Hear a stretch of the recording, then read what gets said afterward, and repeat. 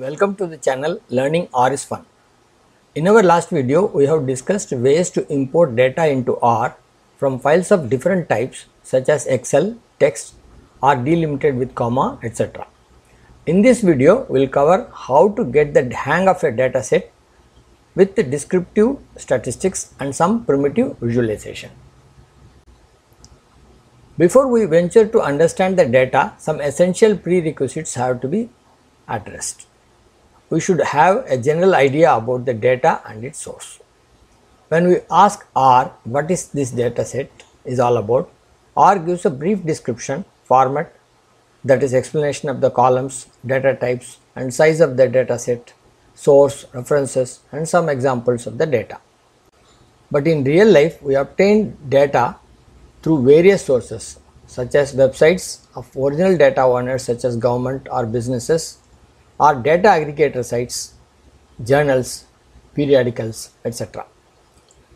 Before we start working on this data, we may have to pay attention to the reliability, completeness, confidentiality, structure, real meaning of the column headers, the data types, and relations which may be evident among the variables, and the size of the data set.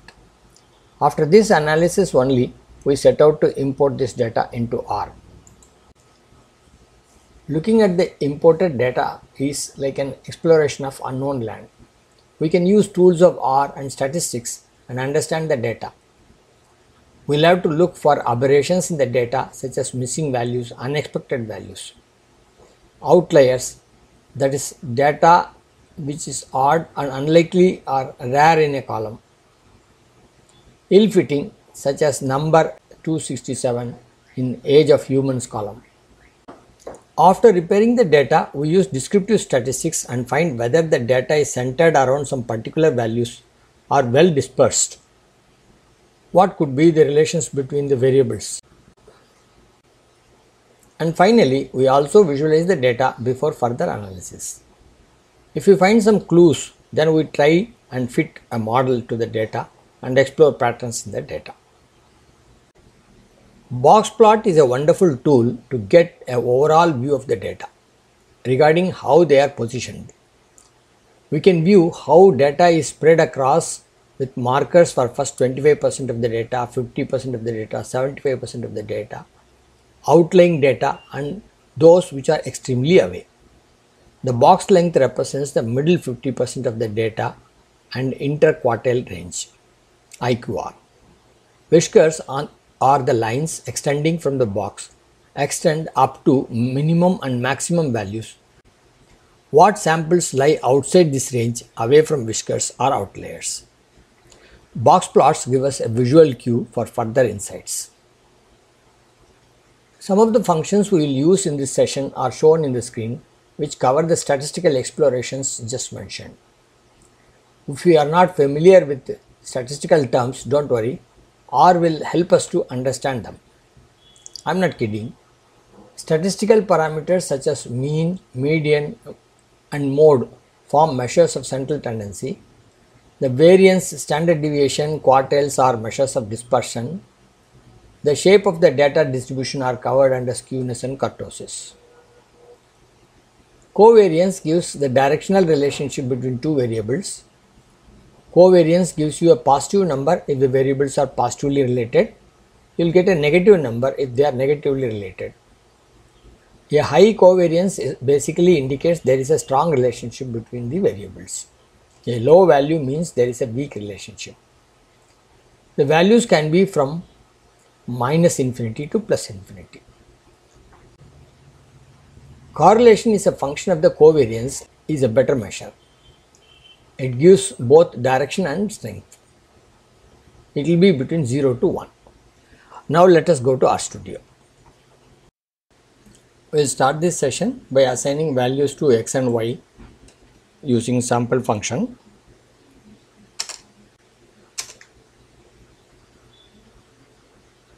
And that is the concatenation of x and y. So 3 integer vectors we have created. Now we will find out what is this tabulate function. Tabulation of z. So basically this is a frequency distribution of the z values. We'll understand it better with the next function. Tabulate concatenation of 2, 3, 5. Here what has happened, from digit 1 to 5 it is trying to find out whether they are available here. Digit 1 is not there, so it has put 0. Digit 2 is available, therefore you have put 1. And digit 3 is available only once, so it's there. Digit 4 is not available, so frequency is 0, like that. So with this understanding we can see what is this z. So we will see what is z first. So these are the z values. Now these z values we can sort also. We will do sort.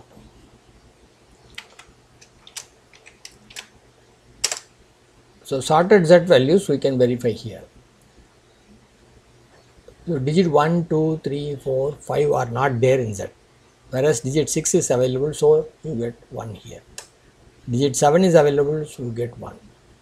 Next, this digit is 24th digit, then 26th digit, 27, 28, 29, 30, 31st digit again is not there. So almost somewhere here it is there, and here the digits are twice. So you can see here 26, 49, then 50, 50 twice it has come. So basically these are positions for 50. So like that, from 1 to maximum number is 498. So this is your 498. 1 to 498 numbers have been tabulated and the frequencies have been mentioned here. That is the way tabulate function works. And nbins is basically to tell that don't go up to 498, give me only up to some numbers. So you can see this, we have said give me up to 10 numbers only, what numbers are available. 6, 7 is available, tablet here we are saying 2, 3, 3, 5, but tablet of z we can see here. So 6, 7 are only available, so 6, 7 we got frequencies of 1, 1. Table function is basically all this clutter is avoided, only numbers which are available, for that the frequencies are available. So 1, 2, 3, 5 is not there in z, so forget about that. 6 is available, so you write 1 here. Like that, when you go, 133 is occurring twice. So let's see that 133 is occurring twice. 472 is occurring twice. 472 is occurring twice. So like that, table function is going to give you an idea of how numbers are repeated, which numbers are becoming more. Now instead of imagining these numbers, you can assume this is a data and which particular category of the data is occurring more number of times, you can see using table function and frequencies. Now let us look at certain measures of central tendency. Mean is the average of y and median is the middlemost number of y. So we will see that by using sort of y. When we sorted y has got 30 numbers. So 321 and 345 are the middlemost numbers. So the average of this 321 and 345 is your median, 333. Length of y is 30. Mode of y, in statistics mode means most frequent number, but here it's only a storage mode. So how do you find mode in R? We have to see the table function, or we have to make our own function to get the mode. Now we'll have a look at measures of dispersion, for which we'll create two vectors x and y. X is independent, it's 1, 3, 5, 7, 9. We have given values. And y is completely dependent on x. It is 5 times x plus 7. Since this relationship is set, now we are going to see certain interesting observations. First we will take mean of x. Mean of x is just 5. Mean of y also we have found out. Now we will understand what is variance first. Variance is the squares of deviation from mean. So mean of x is 5 and values of x are available here 1, 3, 5, 7. The deviations we have to find out. So 5 minus 1 is 4, 5 minus 3 is 2. So these squares of these values have to be taken, and that is done here. basically. So we are getting 16, 4, 0, 4, 16. Basically 5 minus individual values and then squaring them. And then divide them by the number of such deviations. So we will get divided by n minus 1 is the formula. So we get 10. Now this is something we have found out by formula, but if you are using a function of r, you get the same value. Now square root of this 10 is going to give you the standard deviation, and by formula as well as by function of r we got the same values. The same thing you can repeat for y also. So we will see what is y, and we will take sum of the deviations divided by 4 and then variance of y. So here basically here also we got the same number 250, here also we got the same number, and standard deviation is square root, and again we got by function as well as by formula. Now we will look at correlation and covariance. Since y is perfectly dependent on x, correlation of xy should be 1. We are getting 1. Covariance of xy, it is giving a 50, it is positive, therefore there is a positive relationship between x and y, and value is not that great, so you can say relationship is not very strong. We will make a plot also. The plot is showing a linear fashion, that means when y is increasing or x is increasing, y is also increasing. Now we will do a small experiment in which we will change the values of the dependent variable. In this case dependent variable z, and the value of z is depending on x, but in a particular fashion. Here we are using 5x square plus 3x plus 11, but as we progress we will change these coefficients and plus minus etc., and draw the correlation as well as plots. So before we start, we will use this function bar m of rho c 2 by 2. Basically what we are saying, I want all my charts, there will be 4 charts, to be in row filling fashion. That is, first chart should be somewhere here, the second chart should be here, third chart should be here, fourth chart should be here, and that is what is to be done. And this arrangement I have kept in OP so that I can restore it later.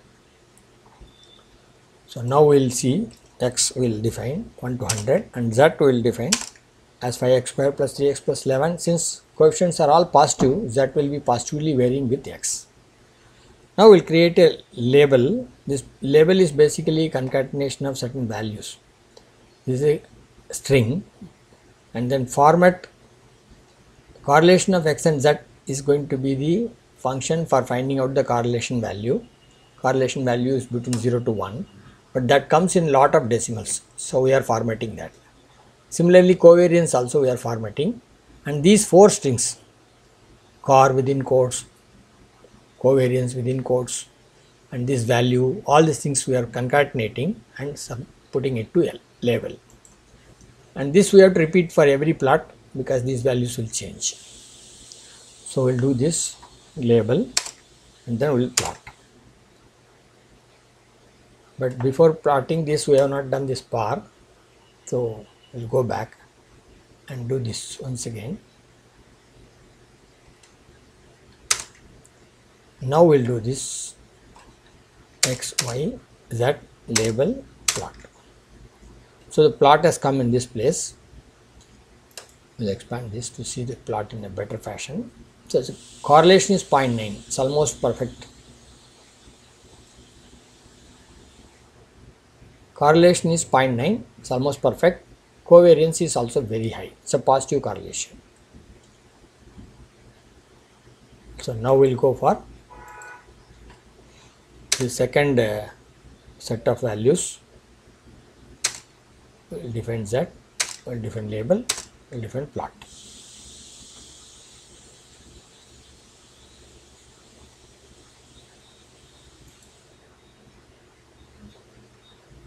Here we got the correlation is 0, But we see there is a relationship here. There is a negative correlation here, positive correlation here. Overall there are correlations at different places, but total correlation is 0. Covariance, there is some relation. Okay. Now we will change that again. This time we will use negative coefficients also. Now we got a plot here. It is showing almost perfect negative correlation. Now we will take a case of Z not dependent on X at all. It is a completely different set of values by sampling. X is known already.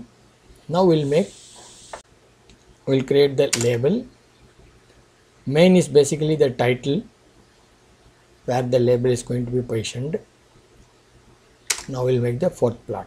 Since Z is not at all dependent on X, the values are all over the graph and there is no correlation. Correlation is 0, 0.09